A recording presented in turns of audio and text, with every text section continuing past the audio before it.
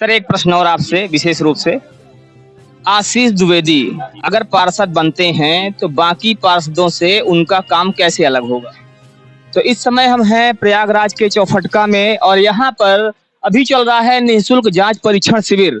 और ये जो निःशुल्क जांच परीक्षण शिविर है ये यहाँ के भावी पार्षद प्रत्याशी आशीष द्विवेदी के द्वारा लगाया गया। ये देखते हैं यहाँ पर वर्तमान में क्या हो रहा है।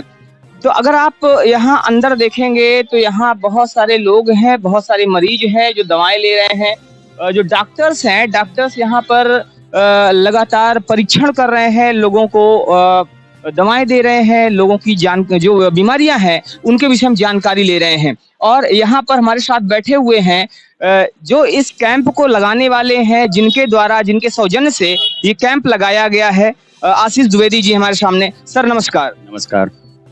सर ये आपने आज जांच शिविर लगाया हुआ है, जांच शिविर लगाने का उद्देश्य क्या है?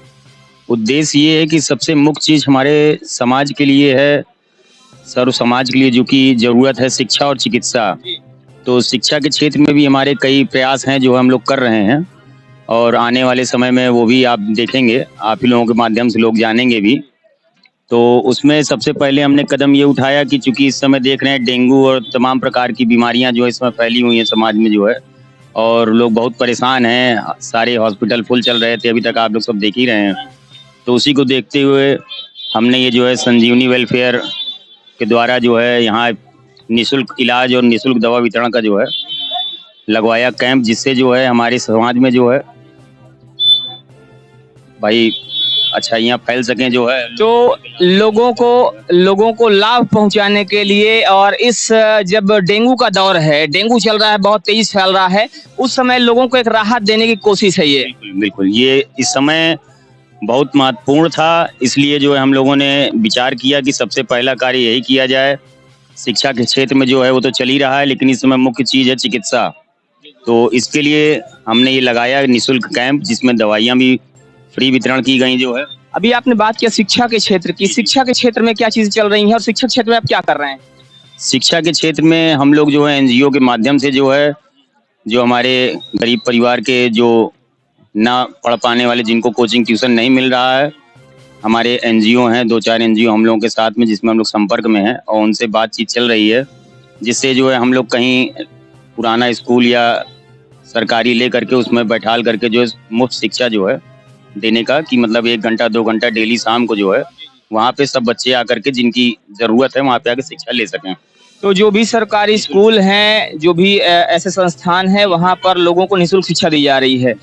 किस वर्ग के बच्चों को इसके लिए टारगेट किया जा रहा है, या किस वर्ग के बच्चे हैं जिनको मुफ्त शिक्षा के लिए विशेष रूप से जोर दिया जा रहा है? देखिए मुख्य रूप से शिक्षा के लिए उसको जो कि कमज़ोर हैं या पढ़ने नहीं जा सकते या उनके माँ बाप नहीं भेज रहे हैं, तो उनको पकड़ करके कि भाई आप बैठिए पढ़िए, दबाव डाला जा रहा है। क्योंकि अभी ये कि कहीं किसी को आप कूड़ा का काम कोई कर रहा है, कोई कुछ कर रहा है, लोग नहीं जा रहे हैं, क्योंकि यहाँ पे अभी सरकारी स्कूल की तो व्यवस्था है नहीं, यहाँ पे तो सब प्राइवेटीकरण है शहर में हमारे यहाँ।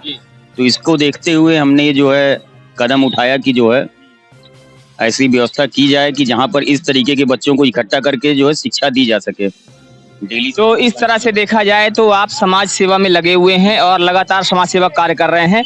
सर एक चीज और जानना चाहूंगा आपसे, समाज सेवा आप कर रहे हैं और अभी जो पता चल रहा है कि आप अब राजनीति के माध्यम से भी समाज सेवा का कार्य करना चाहते हैं, तो ये कैसे, मतलब अचानक विचार कैसे है ये कि राजनीति के माध्यम से समाज सेवा की जाए, और किस तरह समाज सेवा की जाएगी राजनीति के माध्यम से? देखिए समाज में तो हम लोग निरंतर बने हुए हैं, विगत 10-15 सालों से समाज में ही हैं, उठ बैठ रहे हैं और हर तरीके से कार्यक्रमों में, समाज का कोई भी कार्यक्रम हो, पूजा से लेकर के खेल कूद से लेकर के भंडारा आदि आयोजन जो भी हैं, शिक्षा चिकित्सा जो आप देख ही रहे हैं, इस तरीके के तमाम ऐसे कार्यक्रम किए जा चुके हैं, करवाए जा रहे हैं, है ना। लेकिन है क्या कि जो भी पार्षद बन रहे हैं, चाहे किसी भी वार्ड के हों, वो जीतने के बाद, जीतने से पहले तो वादे कुछ और करते हैं और जीतने के बाद वो सारी चीज़ें बदल जाती हैं। तो हम लोग भी कई लोगों के साथ लगे, उन्हें जिताया गया, किया गया, लेकिन वो खरे ना उतरे। तो इसको देखते हुए सभी जनता का, जो हमारे लोग अपने हैं, उन्होंने कहा कि नहीं भाई अब आपको आना चाहिए, तो बस उन्हीं के कहने से जो है आप समाज में हैं। और दूसरी चीज़ ये है कि सर्व समाज में आपका उठना बैठना है। ऐसा नहीं है कि इस मोहल्ले में जा रहे हैं उस मोहल्ले में नहीं जा रहे हैं, और ऐसा नहीं है कि ये चुनाव को देखते हुए, ये आपका शुरू से ही रहा है जो है, और आप हमेशा परमानेंट समाज के बीच में हैं। 24/7 365 दिन सिर्फ समाज के लिए आप जो है लिए बीच में सेवा का भाव लेकर के उतरे हैं कि समाज में जो भी हो वो सेवा के भाव से हो। तो एक सेवा का भाव है और सेवा के भाव से आप राजनीति में उतरने की कोशिश में हैं और लोगों की सेवा का कार्य लगातार अनवरत जारी रहेगा ऐसे ही। अच्छा, कुछ लोग तो ये भी कह सकते हैं कि चूंकि राजनीति में आना है इसलिए आप ये चीजें जो आप कर रहे हैं ये लोगों को दिखाने के लिए, इस पर लोगों को क्या जवाब देना चाहेंगे? देखिए, इस पर लोगों को जवाब कुछ नहीं देना चाहेंगे। लोग सब समझ रहे हैं, लोग देख रहे हैं और जान रहे हैं। राजनीति में जो लोग पहले से सक्रिय हैं, उन्होंने सब ने अपने अपने जगह पे सफल प्रयास किया जिसको जितना करना था। और आदमी का ये होना चाहिए कि आने वाले समय में जो भी राजनीति करना चाहते हैं या जो लोग हैं उससे अच्छा करें। तो वही हमारा भी प्रयास है कि हम जो कर रहे हैं, जो हमने किया है, हम उससे अच्छा करना चाह रहे हैं। सर, एक प्रश्न और आपसे विशेष रूप से, आशीष द्विवेदी अगर पार्षद बनते हैं तो बाकी पार्षदों से उनका काम कैसे अलग होगा? बाकी पार्षदों से उनका काम ऐसे अलग होगा कि आप मान के चलिए कि पहले चीज जो चुनाव हमारे यहाँ हो रहा है, लोग, मैं किसी की बुराई नहीं करना चाहूँगा, सब अपने भाई हैं, पूरा वार्ड अपना परिवार है और सभी परिवार के लोग हैं।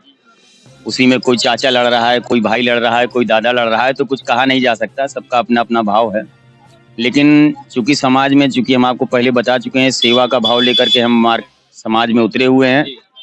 और अपनी सोच ये है कि अगर जनता हमें इस कुर्सी से नवाजती है, बैठाती है, तो आने वाले साल, 2 साल, 3 साल के अंदर अंदर 5 वर्ष बिना पूर्ण हुए 100 वार्डों में, अगर सदन में, नगर निगम सदन में अगर बात होती है, तो 100 वार्डों में 53 नंबर वार्ड का नाम सबसे ऊपर आना चाहिए। वो स्वच्छता में हो, शिक्षा में हो, चिकित्सा में हो और साफ सफाई में हो, वो सारे कार्य किए जाएंगे और बेहतर रूप से किए जाएंगे। तो अगर ये पार्षद बन के जाते हैं, पार्षद बन के अगर आगे आते हैं तो आने वाले समय में वार्ड नंबर 53 बाकी वार्डों में सबसे ऊपर होगा, ये इनकी कोशिश है। 100 वार्डों में सबसे ऊपर।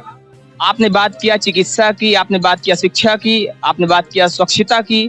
तो अगर आप जीत जाते हैं तो ये जो भी कार्य चल रहा है चिकित्सा का, ये फ्री कैंप चल रहा है, तो क्या आगे भी अनवरत इसकी उम्मीद की जा सकती है कि आगे भी ऐसे जारी रहेंगे? बिल्कुल, ये कार्य जो है, जीतना हारना परमात्मा के हाथ में है, ये जनता के हाथ में है। लेकिन जीत हार जब समय आएगा देखा जाएगा। लेकिन इस तरीके के कार्य आपके समाज में निरंतर चलते रहेंगे, हर 6 महीने, साल भर में ऐसे, और या ऐसी कोई जरूरत, जैसे कि पिछले अभी कुछ दिनों में, सालों में हमने देखा कि किस तरीके से रोग फैले थे, इस समय डेंगू वगैरह चल ही रहा है। तो जैसी बाकी जरूरत पड़ती है कि वैसे कार्य किए जाएंगे। बहुत बहुत धन्यवाद सर। तो ये थे हमारे साथ आशीष द्विवेदी जी, जो कि यहाँ पर अभी निःशुल्क चिकित्सा कैंप चला रहे हैं और ये आने वाले पार्षद प्रत्याशी भी हैं जो भी चुनाव आ रहा है। और इनका कहना है कि अगर ईश्वर ने चाहा और अगर ये भावी प्रत्याशी होते हैं और उसको चुनाव को जीतते हैं तो ये आने वाले समय में लगातार ऐसे ही कैंप चलाते रहेंगे, लगातार ऐसे ही कार्य करते रहेंगे जिससे समाज का भला होता रहे और समाज लगातार प्रगति करता रहे। इनका कहना है कि जो वार्ड नंबर 53 है वो बाकी वार्डों में इनकी कोशिश रहेगी कि सबसे अव्वल रहे, सबसे ऊपरी पायदान पर रहे। मिलता हूँ फिर से कुछ ऐसी शानदार खबर के साथ, तब तक के लिए जय हिंद, जय भारत।